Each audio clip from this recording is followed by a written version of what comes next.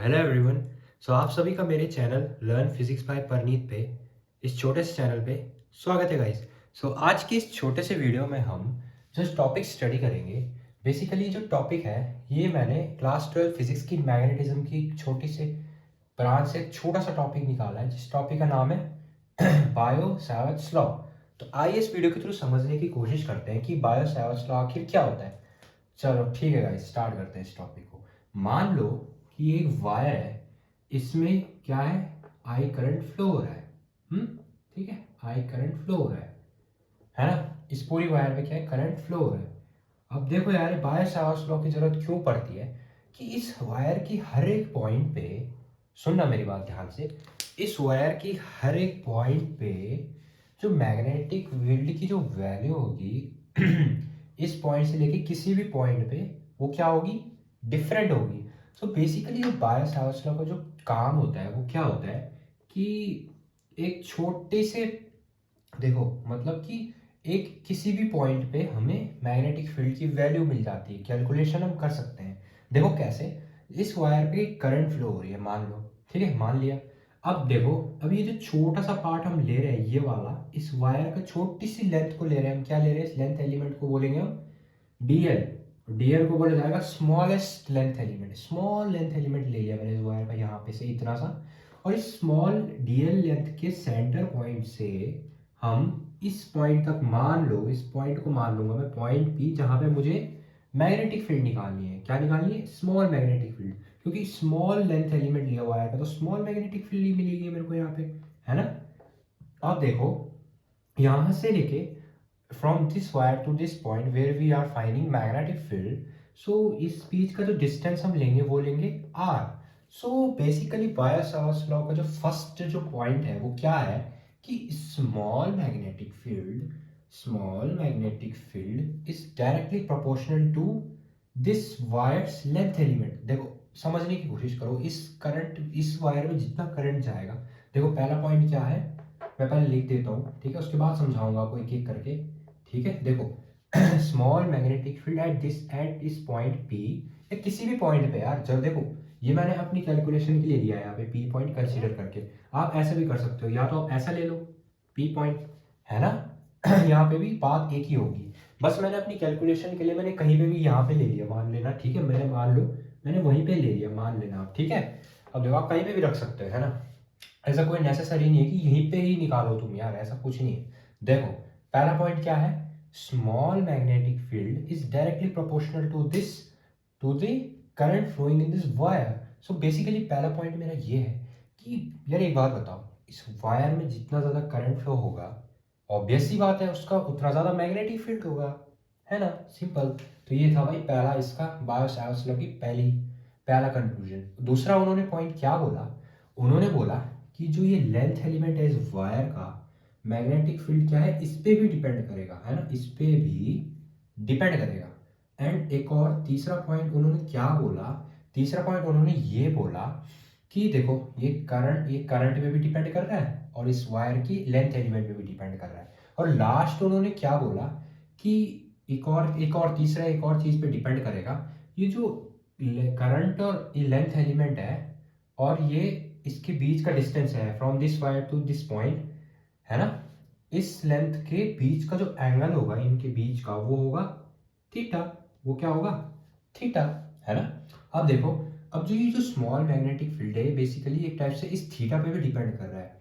ये क्या करेगा, साइन थीटा पे भी डिपेंड करेगा, है ना। अब देखो लास्ट जो बचता है, जो चीज बचती है जिसपे डिपेंड करता है, बेसिकली एक टाइप से इनवर्सली क्या करता है, डिपेंड करता है किस पे। अब देखो इस पॉइंट को मैंने ऐसे क्यों लिखा, समझो।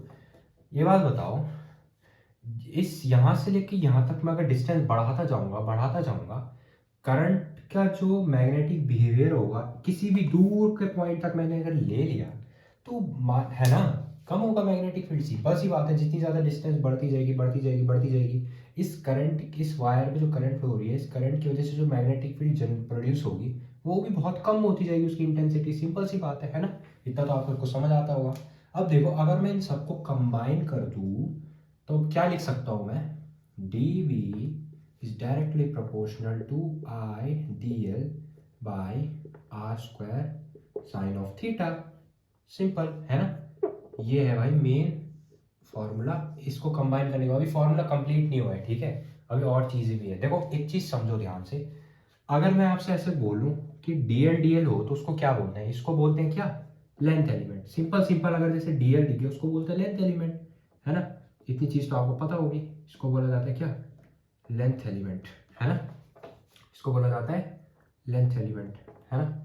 अब अगर मैं ऐसे बोलूं कि आई और डीएल को साथ में क्या बोलते हैं, ध्यान से सुनना, ठीक है। क्या बोलते हैं? Current element. क्या बोलते हैं? करंट एलिमेंट, है ना। ये चीज ध्यान रखना, ठीक है भाई। देखो आई और डीएल को साथ में बोलते हैं करंट एलिमेंट। अब अगर मैं डेफिनेशन पे जाऊं, देखो इजी है यार डेफिनेशन, तो तुम इस चीज की इंफॉर्मेशन के हिसाब से भी बना सकते हो। कैसे? आइए इस वीडियो को तो समझते हैं और आगे समझते हैं। देखो कैसे, पहले आप ऐसे लिखना कि अकॉर्डिंग टू दिस लॉ, ठीक है। पहले आप लिखना, मैं शॉर्ट में लिख रहा हूँ बस, ठीक है, बाकी आप समझ जाना कि क्या क्या लिखना है, ठीक है। अकॉर्डिंग टू दिस लॉ, जो स्मॉल मैग्नेटिक फील्ड है किसी भी पॉइंट पे, जैसा कि मैंने आपको बोला कि जरूरी नहीं है इस पॉइंट पे निकालो, किसी भी पॉइंट के लिए निकाल सकते हो, है ना। किसी भी पॉइंट पे, चलो मैं पूरी लिख देता हूँ डेरिवेशन, ठीक है, पूरी डेफिनेशन लिख देता हूँ। At any point is directly proportional to the proportional to the किसके? अभी मैंने क्या बोला, आई और डीएल को हम साथ में बोल सकते हैं current element, to the current element. मैं लिख देता हूँ सीधे करंट एलिमेंट, ठीक है, करंट एलिमेंट। और फिर हम क्या लिखेंगे, फिर किस पे डिपेंड कर रहा है? इस साइन थीटा के, and sine of angle theta, sine theta, and also and also and also inversely and also inversely proportional to the square of their distance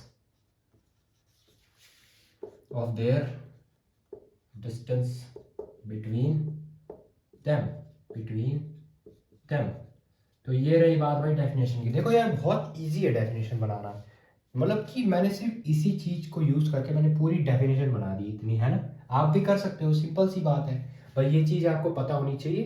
पर इसमें मेन जो डेफिनेशन भी इतनी इंपॉर्टेंट नहीं है ज़्यादा, ये डेफिनेशन तो तुम बना ही दोगे इजीली इस चीज को यूज करके, है ना। मेन होता है इसका फॉर्मूला, कि फॉर्मूला इसका सबसे इंपॉर्टेंट होता है ये बाय-सावर्स लॉ का, है ना। मतलब देखो यार मेन चीज़ ये होती है कि भाई कुछ भी कर लो, रटने से कुछ नहीं होता है, हमेशा हमेशा याद रखना ये चीज़। मतलब देखो कॉन्सेप्ट क्लियर होना चाहिए, कॉन्सेप्ट जब क्लियर होगा तब तो तुम चाहे अपनी लैंग्वेज में भी इसको लिख सकते हो, है ना। ये मैंने कुछ भी ऐसा रटा रटाया, कुछ भी ऐसा नहीं लिखा कि रट के कि मैंने यहाँ से रटा और मैंने इसे लिख दिया, है ना। जो जो मुझे चीज़ पता थी, मेरे को फॉर्मूला याद था, मैंने सीधे डायरेक्ट फॉर्मूला लगा के, फॉर्मूला याद में रख के ये डेफिनेशन बना दी, सिंपल। अब देखो यार, अब अगर मैं इसका फॉर्मूला लिखूँ, अब इस प्रोपोर्शनैलिटी कांस्टेंट को हटाने के लिए मैं एक सिंबल लाऊंगा के का, है ना। के सिंबल क्या है? प्रोपोर्शनैलिटी कांस्टेंट का जगह मैं लगा दूंगा एक ये कांस्टेंट लगा दूंगा, ठीक है, प्रोपोर्शनैलिटी कांस्टेंट। ये फिर इसकी वैल्यू क्या होती है? म्यू नॉट बाई 4 पाई। अब समझो, जो ये म्यू नॉट है इसको बोला जाता है क्या? इसको बोला जाता है क्या?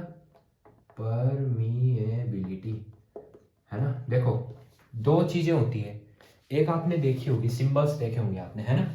एक आपने देखा होगा, एक ये वाला और एक ये वाला सिंबल।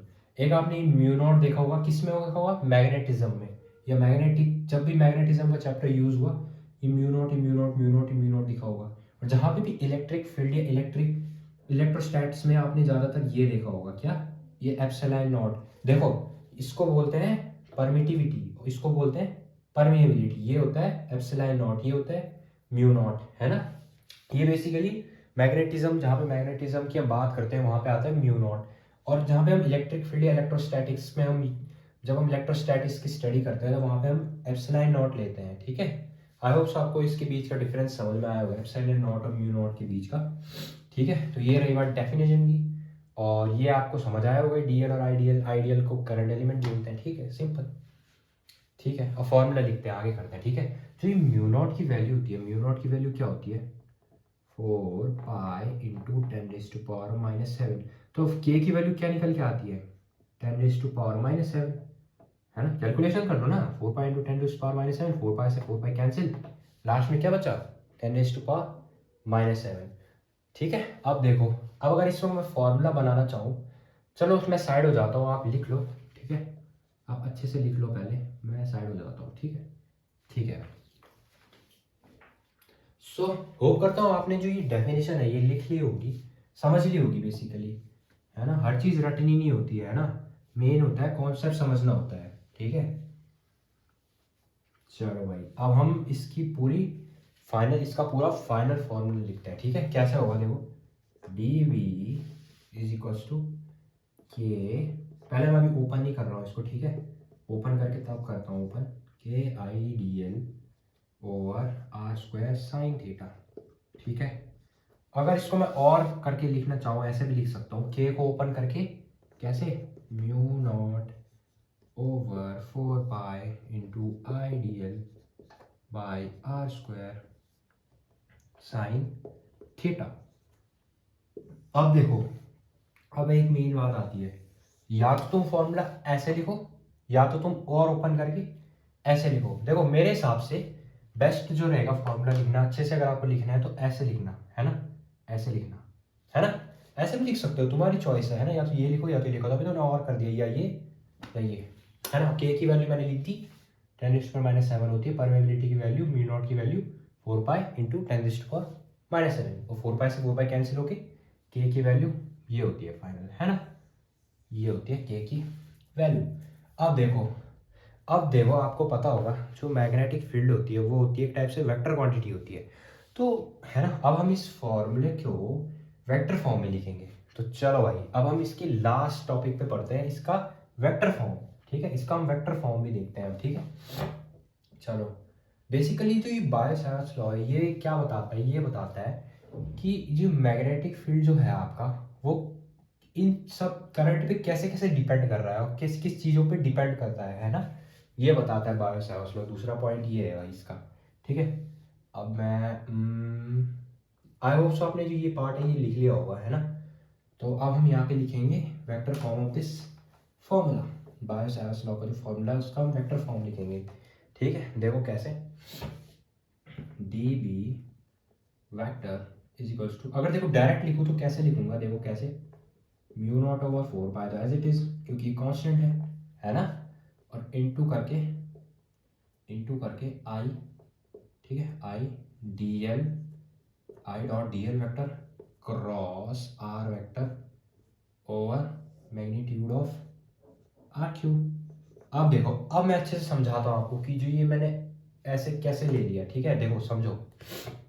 ठीक है, देखो यार, इस फॉर्मूले को उठाओ, पहले उठा लिया, लो जी उठा दिया, mu not over 4 pi I d L, और इसको, और आर स्क्वायर की जगह मैंने ले ली इसकी मैग्नीट्यूडनल वैल्यू ले लिया, ऐसे आर स्क्वायर मैग्नीट्यूड।